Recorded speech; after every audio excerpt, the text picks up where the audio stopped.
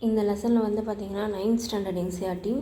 இதில் வந்து நம் உடலும் மனமும் வந்து சரியாக வேலை செய்யணும், நம்ம ஆரோக்கியம் இருக்க வேண்டும் என்பதை நம்ம அறிவோம். நம் உடலை சுத்தமாகவும் நோய்களிலிருந்து விடுபடவும் சில எளிய பழக்கங்கள் இங்கே உள்ளன.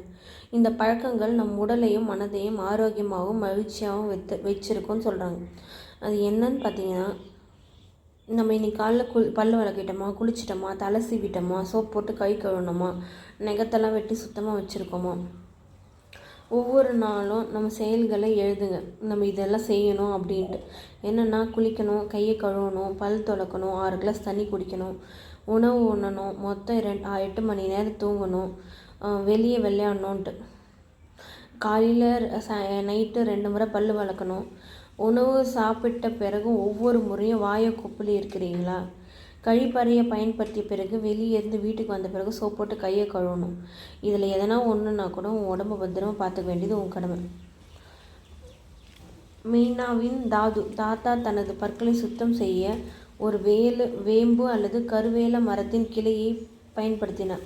தாது, எங்களை போன்ற பல் துலக்கும் பசையை நீங்கள் பயன்படுத்தக்கூடாதா அப்படின்னு கேட்டதுக்கு தாது சிரித்து கொண்டே, சரி, ஒவ்வொரு நாளும் எனக்கு ஒரு புதிய கிளை கிடைக்கும், இதில் இருந்த மரங்கள் இருந்து நான் அதை வச்சு நான் க்ளீன் பண்ணுவேன்னு சொல்லுவேன். இது நல்லா மசாஜ் இருக்கிற மாதிரி இருக்கும். அதே மாதிரி மெயினாக வேப்ப இலை மிகவும் கசப்பாக இருக்கிறது அப்படின்னு சொல்லியிருப்பான். அதனால் வந்து இதுக்கப்புறம் வந்து நீ கருவேல மர இலையை வந்து பயன்படுத்தலாம் அப்படின்ற மாதிரி மெயினாக வந்து சொல்லியிருப்பான். அந்த காலத்தில் வந்து உங்கள் தாத்தா பாட்டி வந்து என்ன வந்து யூஸ் பண்ணாங்க பல் விளக்கிறதுக்குன்றதை அவங்கள கேளுங்க. குளிக்க, பல் விளக்கலாம் என்ன யூஸ் பண்ணாங்கன்றதை அவங்க கேளுங்கன்னு சொன்னாங்க. ஓகேங்களா? பல் துலக்கும் நவீன யோசனை இந்தியர்களின் சுகாதார பாரம்பரியத்தில் வந்ததுன்னு சொல்கிறாங்க.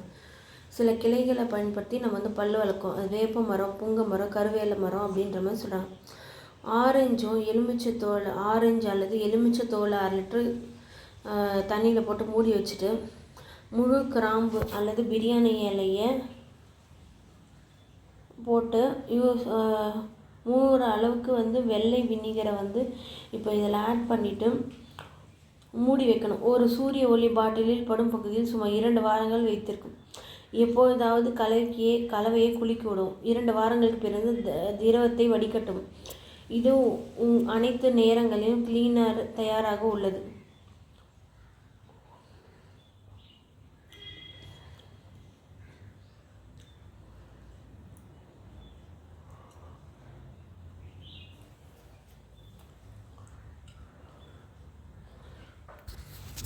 முடிக்கு வந்து எதை போட்டு க்ளீன் பண்ணுறோம்? ரீத்தா அல்லது ஷியக்காய் போட்டு இயற்கையான துப்புரவு மட்டைகளை வச்சு வீட்டை வந்து சுத்தம் செய்கிறோன்ற மாதிரி சொல்கிறாங்க. எல்லா விலங்குகளும் தன்னை வந்து சுத்தப்படுத்திக்குது அப்படின்ற மாதிரி சொல்கிறாங்க.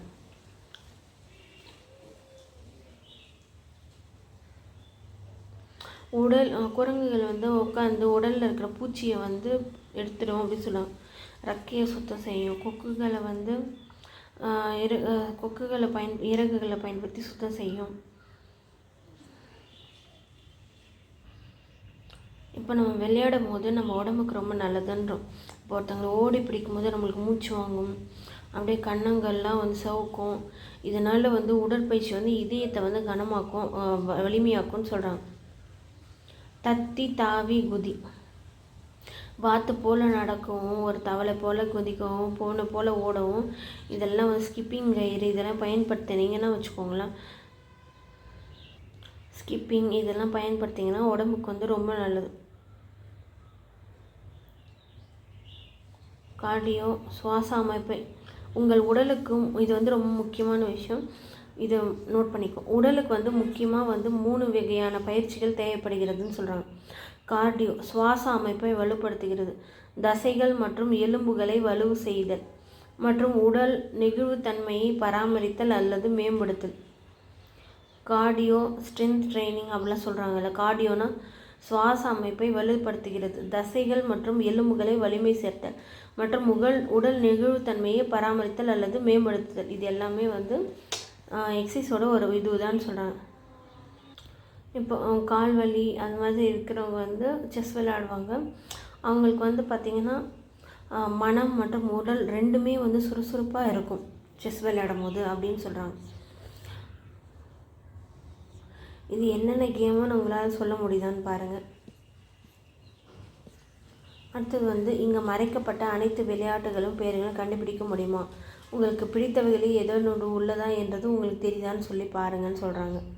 இதை நீங்கள் பொறுமையாக செக் பண்ணி பாருங்கள்.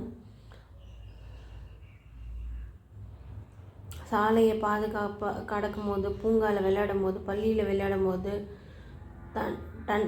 தண்டவாளங்கள் இல்லாத கூரையில் விளையாடும் போது, ஒரு கட்டுமான தளத்தில் விளையாடும் போதெல்லாம் உஷாராக இருக்கணும்னு சொல்கிறாங்க. இப்போ உங்களுக்கு தெரிஞ்சவங்க யாரும் இல்லைன்னா அந்த டைமில் வந்து இங்கே வா கொஞ்சம் இனிப்பு சாப்பிடுங்க அப்படின்னு என்ன கொடுத்தா, உங்களுக்கு தெரியாதவங்க கொடுத்தா சாப்பிடக்கூடாது. உங்கள் அம்மா தான் உன்னை பள்ளியிலேருந்து ஸ்கூல்லேருந்து கூட்டிகிட்டு வர சொன்னாங்கன்னு சொன்னாலாம் எனக்கு இல்லை எனக்கும் உங்களை தெரியாது அப்படின்னு சொல்லணும்.